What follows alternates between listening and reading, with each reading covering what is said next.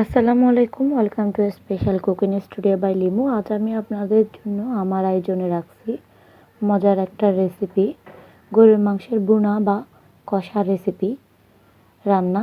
এই গরুর মাংসের বুনা বা কষা রান্নাটা ঘরে যে উপকরণগুলো থাকে এগুলো দিয়ে খুব সহজে এবং মজার করে তৈরি করা যায়। রেসিপিটা দেখার আগে যারা এখনও পর্যন্ত আমার চ্যানেলটা সাবস্ক্রাইব করেন নাই, প্লিজ সাবস্ক্রাইব করে নেবেন। সেই সাথে রেসিপিটা ভালো লাগলে লাইক করতে ভুলবেন না, আর বেশি বেশি করে শেয়ার করবেন। প্রথমে আমি যে উপকরণগুলো ব্যবহার করছি এই উপকরণগুলো একটু দেখাই নিচ্ছি।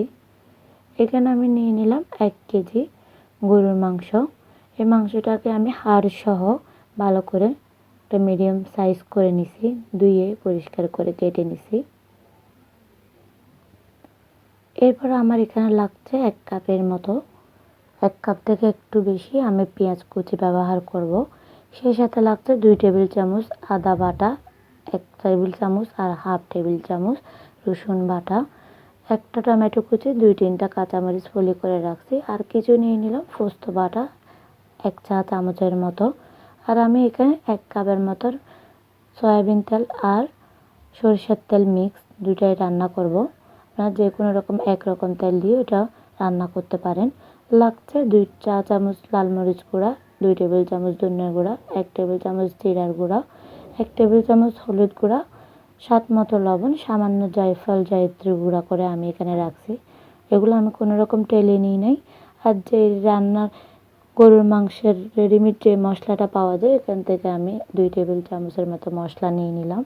সেই সাথে নিয়ে নিলাম কিছু আস্ত গরম মশলা, লবঙ্গ নিয়ে নিলাম 8-10টার মতো, এলাচ নিয়ে নিলাম 8-10টার মতো, কালো গোলমরিচ নিয়ে নিলাম 10-12টা, 2-3টা দারচিনির টুকরা নিয়ে নিলাম। সেই সাথে নিয়ে নিলাম 3-4টা তেজপাতা আমি কয়েক টুকরা করে নিয়েছি। আমি প্রথমে একটা চুলায় একটা হাঁড়ি দিয়ে দিলাম, হাঁড়িটাতে দিয়ে দিচ্ছি 1 কাপের মতো সয়াবিন আর সরিষার তেল। এক্ষেত্রে আপনারা একটু চাইলে ঘিও ব্যবহার করতে পারেন, তবে আমি মনে করি গরুর মাংসের রান্নাতে কোনো রকম ঘিয়ের প্রয়োজন হয় না, যেহেতু গোশতে অনেকগুলা তেল থাকে। সেই সাথে আমরা এখানে 2 রকম তেল ব্যবহার করছি, এক্ষেত্রে আমার মনে হয় না কোনো রকম ঘিয়ের প্রয়োজন হয়। আমি যে গরম মশলাটা রাখছিলাম এটা একটা দুফুনিতে ভালো করে দিয়ে তেঁতলে নিছি অনেক ভালো করে। যেহেতু আমি কোনো রকম এখানে গরম মশলার গুঁড়া ব্যবহার করব না, সেই জন্য গরম মশলাটাকে ভালো করে তেঁতলে নিয়ে ভালো করে ফোড়ন করে নিচ্ছি তেলের মধ্যে, একটা ভালো ফ্লেভার আসা পর্যন্ত। মশলাটা ভাজা হয়ে গেলে এটা আমি দিয়ে দিচ্ছি 2 টেবিল চামচ আদা আর 1.5 টেবিল চামচের মতো রসুন বাটা। এই আদা রসুন বাটাটা দেওয়ার পরে এগুলাকে আমি একটু ভালো করে নেড়ে চেড়ে কষাই নিচ্ছি, যাতে কাঁচা গন্ধটা চলে যায়, একটা ফ্লেভার আসা পর্যন্ত করে কষাই নিচ্ছি 2 মিনিটের মতো। মশলাটা যখন কষানো হয়ে গেছে এরপর আমি এতে দিয়ে দিচ্ছি পেঁয়াজ কুচি, যে 1 কাপ থেকে একটু বেশি পেঁয়াজ কুচি রাখছি ওটা আমি দিয়ে দিলাম। পেঁয়াজ কুচিটাকে ভালো মতো আমি মিক্স করে 2 মিনিটের মতো পেঁয়াজটাকে একটু ভালো করে কষাই নিচ্ছি, পেঁয়াজটা একটু নরম হয়ে আসা পর্যন্ত করে। আমার মতো এভাবে স্টেপ বাই স্টেপ মশলাগুলো কষাই যদি রান্না করা হয় তাহলে মাংসটা খাইতে অনেক বেশি মজার হয়, ভালো একটা ফ্লেভার আসে এতে এক্সট্রা একটা মশলার। যখন পেঁয়াজটা ভাজা হয়ে যাবে এতে আমি দিয়ে দেবো একটা টমেটো কুচি, কয়েকটা কাঁচামরিচ ফলিয়ে আমি এখানে দিয়ে দেবো। সেই সাথে যে গুঁড়া মশলাটা রাখছিলাম ওই গুঁড়া মশলাটা দিয়ে দিচ্ছি পুরোটা একসাথে। এরপর আমি হাফ কাপের মতো পানি দিয়ে মশলাটাকে পানির সাথে ভালো মতো মিক্স করে নিব এবং নেড়ে চেড়ে সবগুলো একসাথে মিক্স করে 2-4 মিনিটের মতো করে মশলাটাকে আমি কষাই নিব। সাথে দিয়ে দিলাম যে পোস্ত বাটাটা রাখছি ওটা। এই পোস্ত বাটাটা যেহেতু আমরা এখানে কোনো রকম ঝোল ব্যবহার করব না, যে মশলাটা থাকবে এটা মাংসের সাথে ভালো মতো লেগে থাকবে, সেই সাথে মাংসটা সিদ্ধ হতেও খুব ভালো সাহায্য করে এই পোস্ত বাটাটা। মশলাটা যখন ভালো মতো কষাই আসবে এভাবে করে উপরে তেলটা উঠে আসবে, এরপর আমি সবগুলা মাংস একে একে করে দিয়ে দিচ্ছি। পানি ঝরায় রাখছিলাম মাংসটাকে ধুয়ে।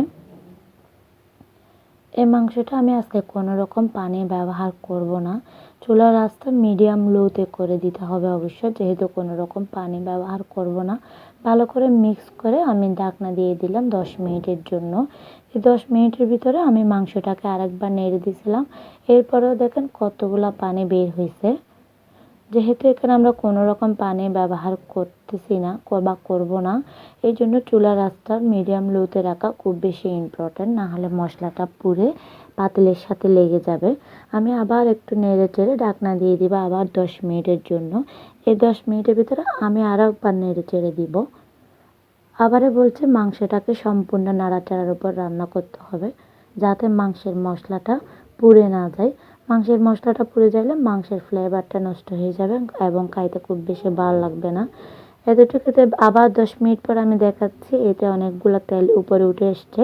এতে আপনারা অবশ্যই লবণটা চেক করে নেবেন এবং সেই সাথে চাইলে এখানে হাফ কাপের মতো পানি দিয়ে আবারও ফুল আছে একটু সিদ্ধ করে পানিটাকে এভাবে শুকিয়ে নিতে পারেন।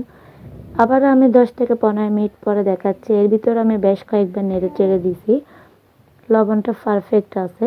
আমার রান্নাটা প্রায় হয়ে গেছে। হয়তো মাংসের অবস্থাটা দেখে আপনারা বুঝতে পারছেন। আর এই মাংসটা কালা ভুনা বা মেজবানি মাংসের মতো একদম সফট হয় না, একটু হালকা শক্ত থাকে। এরকম খাইতে অনেক বেশি ভালো লাগে। এতে আমি কয়েকটা আস্ত কাঁচামরিচ দিয়ে ধনে পাতা দিয়ে এগুলাকে মিক্স করে নিয়ে আপনাদের সামনে একটু পরিবেশন করে দেখাচ্ছি। মাংসটা এতটা মজার এবং লোভনীয় একটা রেসিপি, এটা পরিবেশন করার মতো কিছুই নাই। অনেক সহজ করে দেখানোর চেষ্টা করছি, অবশ্য বাসায় ট্রাই করবেন। আর যারা এখনও পর্যন্ত চ্যানেলটা সাবস্ক্রাইব করেন না, আবারও রিকোয়েস্ট করছি প্লিজ সাবস্ক্রাইব করে নেবেন। আর বাসায় অবশ্যই ট্রাই করবেন, ট্রাই করে কেমন লেগেছে আমাকে জানাবেন। আর এই মাংসটা যে কোনো রকম ভাতের সাথে, রুটি বা পরোটার সাথে খাইতে অনেক ভালো লাগে। আজকের মতো বিদায় নিচ্ছি। আল্লাহ হাফেজ।